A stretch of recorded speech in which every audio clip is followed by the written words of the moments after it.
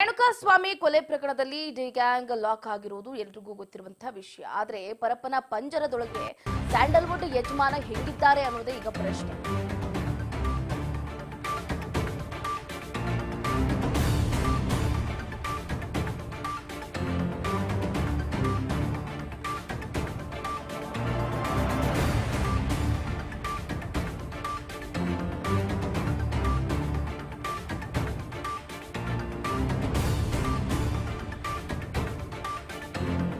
ರೇಣುಕಾಸ್ವಾಮಿ ಕೊಲೆ ಪ್ರಕರಣದಲ್ಲಿ D gang lock ಆಗಿದೆ. ಪರಪ್ಪನ ಪಂಜರದೊಳಗೆ ಸ್ಯಾಂಡಲ್ವುಡ್ ಯಜಮಾನ ಇರುವಂತದ್ದು.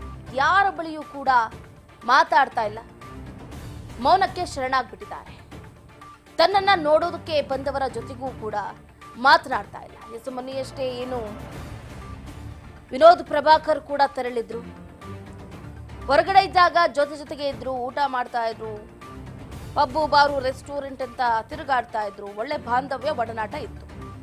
ಈಗ ಪರಪ್ಪನ ಅಗ್ರಹಾರದಲ್ಲಿ ಇರುವಂತಹ ದರ್ಶನ್ ಅವರನ್ನ ನೋಡೋದಕ್ಕೆ ಹೋದಂತಹ ಸಂದರ್ಭದಲ್ಲಿ ಒಂದೇ ಮಾತನ್ನ ಆಡಿದ್ರಂತೆ, ಏನ್ ಟೈಗರ್ ಅಂದ್ರಂತೆ. ಅಷ್ಟೇ ಬಿಟ್ರೆ ಅದು ಬಿಟ್ಟು ಬೇರೆ ಮಾತಾಡಿಲ್ಲ ಅಂತ ಬೇಸರವನ್ನ ವ್ಯಕ್ತಪಡಿಸಿದ್ರು ವಿನೋದ್ ಪ್ರಭಾಕರ್.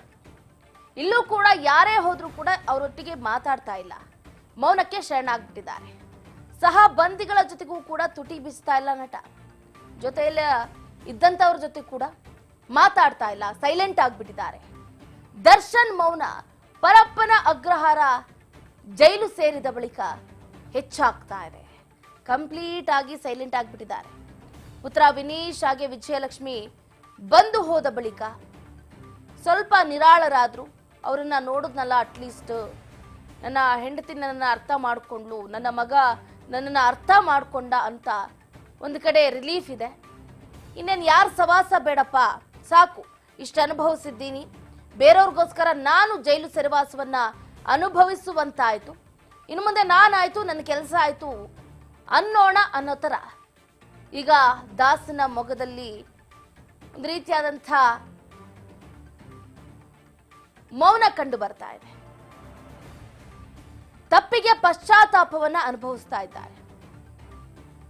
ಊಟ ಸರಿಯಾಗಿಲ್ಲ, ತಿಂಡಿ ಸರಿಯಾಗಿಲ್ಲ, ಜಿಮ್ ಇಲ್ಲ, ವರ್ಕೌಟ್ ಇಲ್ಲ, ನಿದ್ದೆ ಇಲ್ಲ, ಎಲ್ಲವೂ ಕೂಡ ಕಟ್ಟಾಗಿದೆ. ಬಹಳ ಕಷ್ಟಪಟ್ಟು ತಳ ಹಂತದಿಂದ ಒಂದು ಪಟ್ಟವನ್ನ ಗಿಟ್ಟಿಸ್ಕೊಂಡಿದ್ರು. ಲೈಟ್ ಬಾಯ್ ಆಗಿ ಕನ್ನಡ ಚಿತ್ರರಂಗಕ್ಕೆ ಎಂಟ್ರಿ ಕೊಟ್ಟಂತಹ ದಾಸ ಬೆಳೆದಿದ್ದು ಸುಲ್ತಾನನಾಗಿ, ರಾಬರ್ಟ್ ಆಗಿ ಮಿಂಚಿದ್ರು, ಕಾಟೇರರಾಗಿ ಎಲ್ಲರ ಮನಸ್ಸನ್ನ ಹೊಕ್ಕರು. ಬಟ್ ಈಗ ಕಾಟೇರನಿಗೆ ಬಂದಿರುವಂತಹ ಪರಿಸ್ಥಿತಿಯನ್ನ ನೋಡಿ ಅವರ ಅಭಿಮಾನಿಗಳು ಕಣ್ಣೀರನ್ನ ಹಾಕ್ತಿದ್ದಾರೆ. ನಟ ದರ್ಶನ್ ಯಾವಾಗ ರಿಲೀಸ್ ಆಗ್ತಾರೋ ಅಂತ ಕಾತುರದಿಂದ ಕಾಯ್ತಿದ್ದಾರೆ.